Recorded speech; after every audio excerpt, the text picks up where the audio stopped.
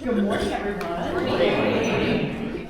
You're also lined up so told us exactly where to be with you. Oh my gosh, we all follow our instructions correctly, so I really appreciate you being here. Yeah. Look forward to everyone's remarks and we have a little time for Q&A, so if they have questions, all right. Well, good morning, everyone. Thank you for being here. We are here today because later today, the House Committee on Housing and Homelessness will have a first public hearing on one of my key housing bills for this session, House Bill 2138. This bill is a culmination of more than a year of work by my housing initiative team and a large number of interested people and groups who have been working very hard. My office worked closely with local governments, developers of all kinds of housing, and experts and advocates in land use and affordable housing to bring this bill forward. And you have a good representation of all those different groups here with me today. The goal of House Bill 2138 is to build on the bold bipartisan policies already in place and continue to work on those to make Oregon a national leader in innovative housing policies that will bring down the cost of housing. This bill is designed to expand housing options in more communities, lowering the cost of construction and improving housing affordability.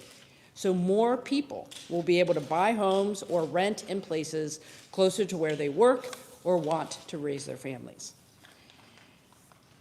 Broadly speaking, House Bill 2138 does three things. It legalizes more housing choices of what type of home you want to live in, by allowing for and creating a pathway for thousands of more units across Oregon, like duplexes, triplexes, townhomes, and cottage clusters. Even though these types of homes tend to be more affordable, they are still illegal to build in many areas across the state. The bill also cuts unnecessary red tape, so it's easier to build more kinds of affordable homes. Developers still face too many requirements that slow or stop their projects. And lastly, it provides incentives for developers to build accessible homes and provide affordable home ownership options. Building affordable or accessible housing is often at the discretion of the housing developer, and it's not always an easy choice for them to make given the challenges. So this bill is about choice, it's about affordability. When we can build more kinds of homes, people have more options. Seniors who are ready to move to a smaller home in a community where they have built their lives will have more options. Young families who will be able to buy their first starter home closer to the schools, stores, parks, and their jobs. And middle-income jobs, middle-income folks here in Oregon, like our teachers, our firefighters, our hospital workers, can afford to live in the community that they serve. The changes in this bill will bring us closer to a reality where all Oregonians can find homes that they can afford that fit into their lives. Lack of housing touches every part of our state. When Oregonians cannot afford to live where they work or simply cannot find housing options that align with their needs, employers lose out, they lose employees, they can't hire new employees, and entire communities suffer. Essential services can't be provided if the people who provide those services can't live in the communities. Generally, if we don't have more housing option and better affordability, our communities will not be able to thrive. I also want to emphasize that this isn't a Democratic or Republican issue. Housing is a bipartisan priority for the session. We need everyone at the table to tackle this issue. And so I'm pleased to have with me today some folks you can hear from directly, folks who understand this issue, who support this issue, support the bill, because they know how important it is for Oregon and our communities. So with that, Roxy on my team is going to introduce each of our speakers, and then if we have a little time at the end, we'll take some questions, preferably about the bill itself, because we have experts with us, and we'll take a little photo too. So with that, Roxy, who's first on the list? We've got Hillary Gray. Hillary. Thank you. Hi, thank you. My name is Hillary Gray, and I'm a 67-year-old retired registered nurse happily living in Portland, Oregon. Excuse me. I'm a huge believer in multi-generational co-housing. When I was ready to retire in 2021, my son and I had a conversation, and we visualized the life that I have now. I wanted to be a grandmother, but I had no grandchildren. I love being around people and love having a social life. And I also needed an affordable place to live near my son in Northeast Portland. We went searching and we found Cully Green, a wonderful multifamily housing community in Portland. Having our homes facing each other and shared spaces has made for a rich life. Daily there are opportunities to meet with children, adults, and seniors. I'm never bored or lonely, and every day there are children coming over, opportunities to visit as we all come and go through our shared spaces in our building. I enjoy spontaneous bike rides, movie nights, potluck dinners. My favorite thing is to have the kids overnight so the parents can get a date night and I can build a grandparenting relationship with the children. I take people to the airport, the doctors, and pick up kids after school. It's never a dull moment, and it's just the way I want it. We know loneliness is a major factor in both physical and mental health. My belief is multifamily housing combats loneliness by encouraging community interactions that would not happen if each person had a big house in a typical neighborhood. My neighborhood is rare. Because they were able to build cottage clusters with duplexes, that's why it's rare. Governor Kotek's new bill would make it easier to build these types of communities and housing and make more experiences like the community that I live in at Cully Green. Thank you, Governor Kotek. Thank you. Next up is Mary Kyle McCurdy from 1,000 Friends of Oregon. The type of housing opportunities you just heard about from Hillary Gray should be easy to do in every community, in every neighborhood in Oregon. And that's why 1,000 Friends of Oregon and a statewide coalition of community organizations are advocating for many more ways to create home. And that's why we support House Bill 2138. 1,000 Friends is joined today by land use community partners from around the state, including Thrive Hood River, Central Oregon Land Watch, Better Housing Together in Eugene, and Portland Neighbors Welcome. House Bill 2138 helps everyone live closer to schools, stores, parks, and jobs by removing local barriers to building the types of homes that give people more diverse, accessible, and affordable home options in every neighborhood. This means more housing well located for first-time home builders, for first-time home buyers, multi-generational living, older adults who want to remain in their neighborhoods, and for those who work in our communities, like teachers, medical technicians, and store clerks. We're happy to support Governor Kotek in House Bill 2138. Thank you. Next up is Mike Riddle, President of the Oregon Home Builders Association. Good morning. I'm Mike Riddle. Oh boy.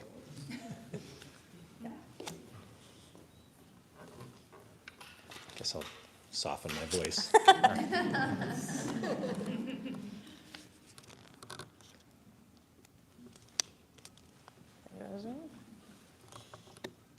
Sorry.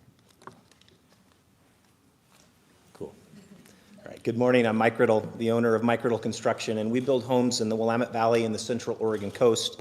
I am the current board president of the Oregon Home Builders Association, and we represent 3,000 members engaged in residential construction industry and advocates for homeownership opportunities for all.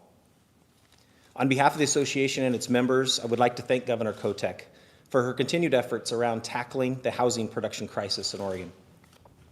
Today, we stand at a crossroads in Oregon's housing crisis. We know the problem: skyrocketing home prices, families struggling to find affordable places to live, and a housing supply that simply cannot keep up with demand.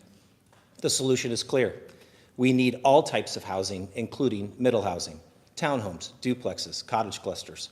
These are not just options, they are necessities for a thriving, sustainable future. But here's the reality. Builders are ready. Communities are ready. Yet government red tape continues to strangle progress. Endless delays, outdated zoning laws, and excessive permitting requirements add years to projects that should take months. We cannot afford this inefficiency any longer. It's time for reform, like Governor Kotek is proposing. We must streamline approvals, cut the bureaucratic backlog, and empower builders to meet the demand for quality, affordable housing quickly and responsibly. This isn't about politics, it's about people. Oregon family workforce and future generations depend on bold action now. This is a step in the right direction, but the work is not done. We are committed to continuing to work together with the legislature and with Governor Kotek to break down barriers and build the future Oregon deserves. Again, thank you, Governor Kotek, for continuing to fight for Oregonians, and thank you for the opportunity to be here. Jesse Russell, founder and CEO of Hiatus Homes. Good morning. I want to start by thanking Governor Kotek for her bold leadership in tackling one of Oregon's most urgent challenges, which is housing. It takes real vision to cut through the bureaucracy and champion reform that will help families, workers, and entire communities to thrive. I'm Jesse Russell. I'm the owner of Hiatus Homes. When I moved back to Bend and started Hiatus Homes, I came home only to find that I was locked out of the housing market in the town that I grew up in. So as a solution, I was inspired by the tiny house movement. All I wanted to do was put 4 small houses on a residential lot, something that was simple and efficient and affordable, but zoning laws wouldn't allow it. That's what pushed me to learn everything that I could about land use law and building code and city politics. So in 2015, Bend took a major step forward by adopting a cottage code, allowing us to develop what we called Hiatus Benham, and that was the city's first cottage cluster community. That project proved what's possible when government, builders, developers work together to make smart policy changes. Now Governor Kotek's bill builds on Bend's success, expanding support for cottage clusters, ADUs, and small-scale developments across the state. By streamlining the building process, it will help create beautiful, livable spaces for working families, retirees, young professionals, faster and more efficiently. Thank you again, Governor Kotek, for your continued efforts to solve Oregon's housing crisis. Those of us who are building and developing homes are hopeful that the legislature will come together, allowing us to provide housing solutions for all Oregonians. Thank you. Next up is Brittany Quick-Warner, President and CEO of Eugene Chamber of Commerce. Good morning. Thank you for having us here, Governor Kotek. My name is Brittany Quick-Warner. I'm the President and CEO of the Eugene Area Chamber of Commerce. We're also a founding partner of Better Housing Together in Eugene. The Chamber is committed to fostering a strong business climate like chambers are across this state, a thriving workforce, a community where people and businesses can succeed. And one of the biggest challenges standing in the way of that is success, and our housing crisis is holding us back. Simply put, if we want to grow jobs and our economy, we must ensure that workers have an affordable place to live in this state. That's why middle housing plays such a critical role in supporting businesses and growth. Duplexes, triplexes, fourplexes, cottage clusters create more affordable housing options for our workforce. Teachers, healthcare workers, service industry employees, daycare providers. As I found this summer, we relocated my parents from the Midwest to Oregon to take care of our little 16-month-old, and we experienced firsthand our own challenge trying to find affordable housing for a retired couple living in Oregon. Without accessible housing, employers struggle to attract and retain the talent that they need to grow. Businesses want to expand in this state, but they can't if they can't afford it, and if their employees have to live an hour away or worse, leave the area altogether. The passage of House Bill 2001 was a major step forward in addressing the challenge, and now House Bill 2138 builds on that progress. By further expanding middle housing options, we are helping to create a more stable and diverse housing market that supports people who power our economy. Our chamber strongly supports House Bill 2138 because we recognize how strong housing plays a role in our business success. If we want to see our local businesses thrive, we have to ensure that all workers can afford to live in this state. We commend Governor Kotek for her leadership on this issue, and we urge lawmakers to support 2138 and to make action quickly to remove barriers to ensure that housing is available for our businesses and our workers. Thanks. All right, last up is Bandana Shretha, State Director, AARP.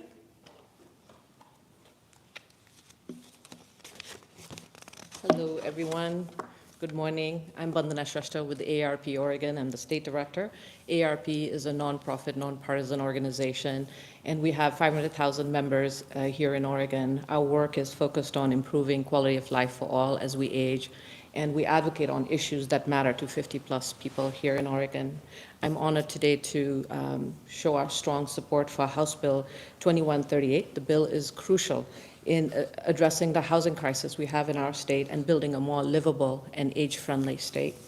Our state is experiencing a major demographic shift. We're one of the oldest states in the West, and we're aging faster than the rest of the country, which means that our population, as our population ages, we need to be addressing issues that matter to them, including housing, and create options that help people age in place. AARP's research shows that people 50 plus across the country want to be able to live in their own community as they grow older. This desire is stronger for people 65 and over, and for people who are living in rural communities and in small towns, but many cannot find affordable homes that they can downsize to in their neighborhood of choice. And we know that people spend their lifetime building community in those places in their neighborhoods, and essentially people either have to leave or find other options, which is not what people want. And the other fact is that older adults are also one of the fastest growing segment of people who are houseless in our state. We need more affordable, accessible, and varied type of housing all across our state.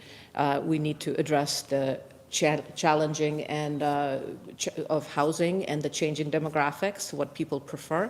And House Bill 2138 addresses these by expanding middle housing statewide, incentivizing affordable and accessible homes, and creating options suitable for our growing aging population. We were a proud supporter of the 2019 House Bill 2001 that was sponsored by then Speaker Kotek, and we stand with Governor Kotek now as she is bringing forth this House Bill 2138. House Bill 2001 was the first of its kind in the country and removed barriers to middle housing and rectified decades of restrictive housing policies. We still need that kind of bold action now, and we're really grateful that the governor is continuing to focus on this really important issue. So in closing, I just want to reiterate, AARP supports this bill, and we're looking forward to seeing a more inclusive and age-friendly state with policies like these. Thank you. Well, first of all, I want to thank you. I appreciate the kudos, but we only get here because you're all doing the work with me, so I really appreciate that. This bill is about Oregon. This is about Oregonians like the folks who are here saying, we can do even better. It was a good reminder for those of you who've been around this issue for a while. In 2019, we started this conversation about making it easier in residentially zoned areas to build different types of housing. Build these townhomes, clusters, triplexes, quads, these different types of denser housing that people really want, and because they have smaller footprints and shared walls in some cases, they are less expensive to build, which keeps them more affordable. That was 6 years ago. What we heard in the last year was, we can do better.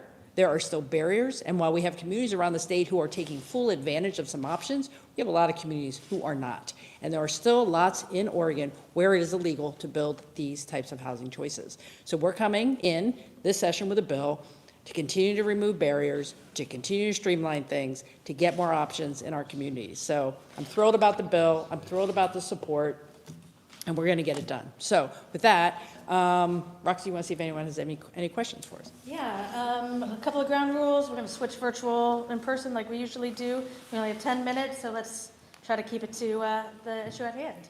Julia. Yeah, thanks. Most of the opposition or the written testimony in opposition has to do with this one sentence about demolition review of historic homes. I'm wondering if that is something that you're open to amending, where that section of the bill came from, and what protections might still exist for historic homes so people aren't tearing down pieces of history to build an apartment if this continues. Thank you for the question. So in the current iteration, we will, I have supported a change to the bill as introduced to remove that section. Here's what that opposition is about. I don't want to get too technical, but it was going to make it easier to do some things in neighborhoods who are designated as historic neighborhoods. And these are well-established neighborhoods that have access to services and infrastructure. That created some opposition because it was too broad. What I have been told is the type of housing that we're going to see coming on quickly will probably not be in some of those historic districts. So from my standpoint, let's make sure we can move forward with the bill and continue to have the conversation about our historic districts. And because the rest of the bill is really going to get a lot more units built. But that has been the one piece of opposition that we have been hearing thus far. But it is coming out of the bill. We have one question in the queue from Jonathan Bach at the Oregonian. He's asking which parts of the bill are specifically aimed at lowering costs, residential construction costs, and likewise, why did we only permit about 14,300 homes last year, and how do we build more this year? That sounds like a home builder question. I mean, I can answer some of Yeah, that. please come on up. How does this make it easier for you? And yeah. Yeah. When we do a development, it takes us almost a year before we even are able to start trying to do the lots. And then once we build the lots, that takes a few more months. So if we can reduce the time from 1 year to 6 months just to get through what's really just pushing paperwork, that can save hundreds of thousands of dollars. The reason we've seen our permits come down is we've had interest rates climb. So in residential construction, which is what we do, it's been really difficult for buyers to leave an interest rate that was really low to go to a higher interest rate. So I think we've seen that kind of level off, and I think we'll see more permits this year. Thanks. Zili Balanos for K2 News. 2138 states local governments can require traffic impact analysis for middle housing if that development is considered residential infill or redevelopment. I understand this is meant to cut tape and also promote walkable communities too, but how can you ensure that this isn't going to bring more traffic to those communities?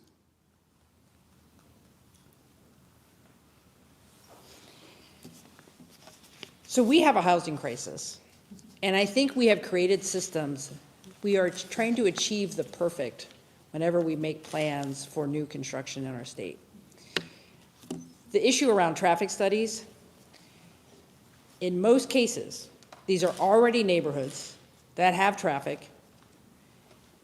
I don't believe this will substantially increase traffic, but what it will do by removing that study is getting us quicker to permitting, get us quicker to construction. Time is money. I believe we will continue to have safe, livable neighborhoods that will not be overwhelmed by traffic. This is one simple thing we can do to get construction faster. No other virtual questions, so yeah. Peter, will you wait until Lucas brings you that mic? Sorry. Go ahead. Hi, Peter Wong. Is there a price tag attached to this bill from the state budget? And there are obviously factors like interest rates the state does not control, but which have hindered housing. How does this bill dovetail into that, and how do you propose to resolve some of these other issues?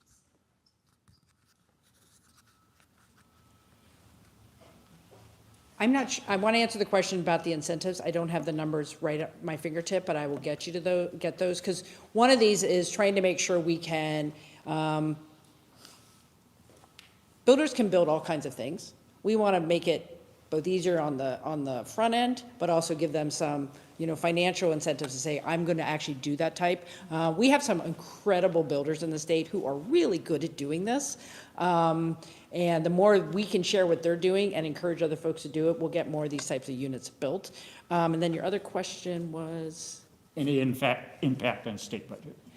I will get back to you on the number of that, but I think we have to put some dollars out there to incentivize. I don't think that it's in the actual bill. I'm looking at someone. It's not in the bill, but we have other incentives out there around getting infrastructure built, so the infrastructure loans. We have the loan program that is now up and running that we want to continue to grow because of the interest rates. Having some more dollars up front on the pre-construction side will also help us get more things built. As Jesse was saying, it's good that the inflation, the interest rates have kind of leveled off. It has been a barrier, and we can't affect that, but we can make other pots of money available to kind of offset some of that with the pre-construction loans and some of the infrastructure work that the cities are doing, because if you don't have to come in and put any infrastructure, that also helps a lot as well.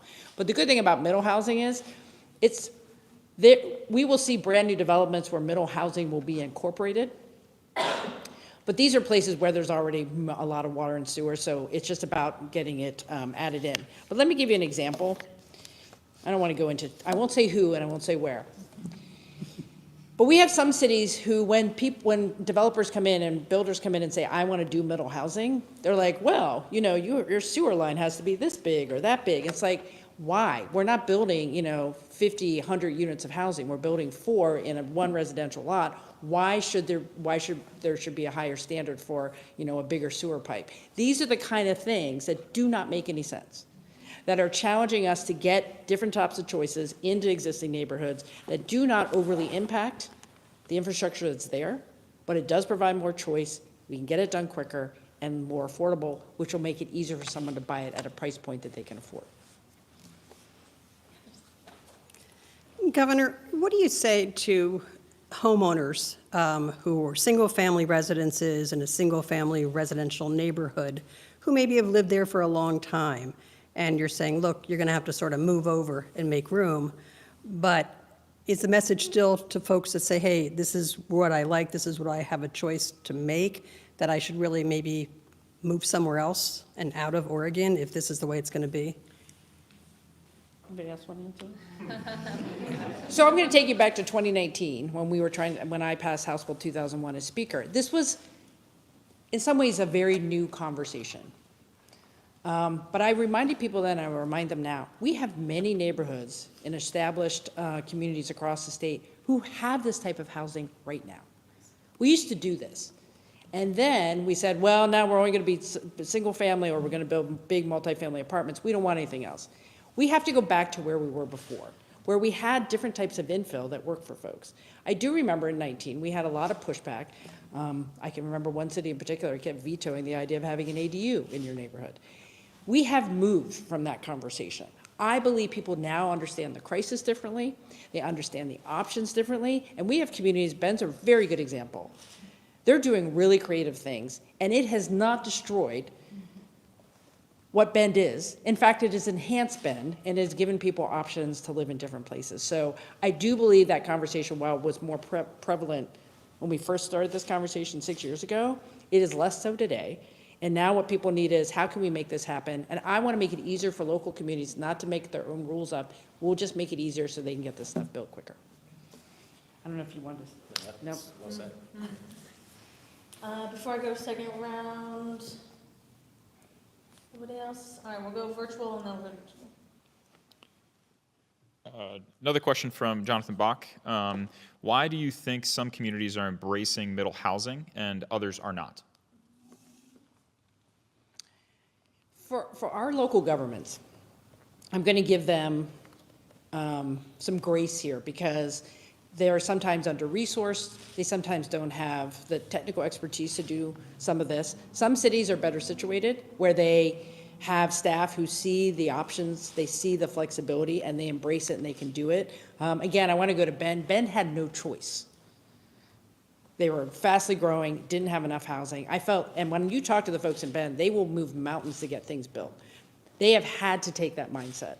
I think there are a lot of communities who want to get there, but are really constrained in terms of technical expertise, in terms of a lot of old ordinances on the books that really make it hard to change. So what this is doing is saying, let's help you change that faster. Let's help you, and through the Housing Accountability and Production Office, there is more technical assistance for our local governments as well to help them change what they're doing on the ground. But we've also heard from a lot of local governments who are saying, please help us. I will not be able to, they're like, we know we need to change, but it is very complicated for us to do it. If we had more guidance from the state, more clarity on clear and objective standards on the things we need to do, we could do it and do it faster. Please help us. So we don't have to have every town and city in the state having to repeat the wheel every time to get this done.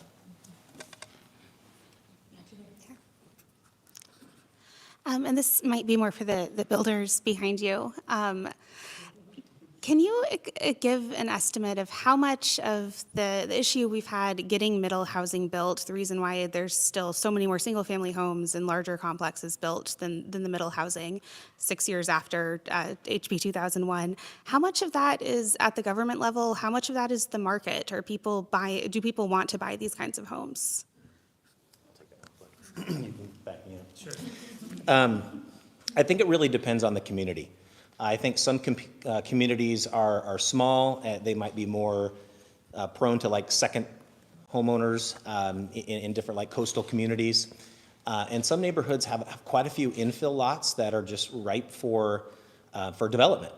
And I think some of it is market driven. I think, to be honest, most of it is pushing a ball uphill. You have so much work to go through for the same lot that you might go out into a residential development where it's just simple. I apply, I get my permit, I build the house, I move on. When you've got an infill, sometimes you've got special trees or you've got special requirements that make the lift very heavy. And it's not low-hanging fruit for a lot of builders and developers, especially just 1 or 2 or 3 units on one lot. I think there are some boutique people who are willing to take the time, but I think overall, that's not going to move the needle. A few people. We need many more people. We need to remove those barriers to make those development opportunities very swift and responsible. Nobody else? All right. Thank you, everybody. Take a photo? Yeah, take a photo. I feel like we need t-shirts. I love that. Yeah. Okay. All right, I'm gonna organize the Oh, photo. do you wanna can move come in this? just a little bit? I don't know. Oh, yeah. Where are we going? Yeah. See if we can do this on the west side. Come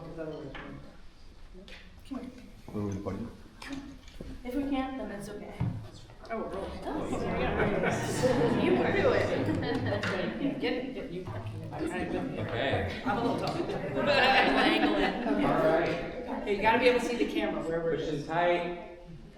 All right. If you can see right here, then I can see you. All right. Smiles on 3. 1, 2. Everybody Okay. say middle housing. Perfect. Okay, one more. Okay. And can I get a handshake photo? Handshake. Like a handshake? Like a Oh, like strong a fist partnership pump? kind No, of- listen. Oh, there you go. Yeah. Everybody raise your hand. Okay. Okay. All right. I thought you said middle finger.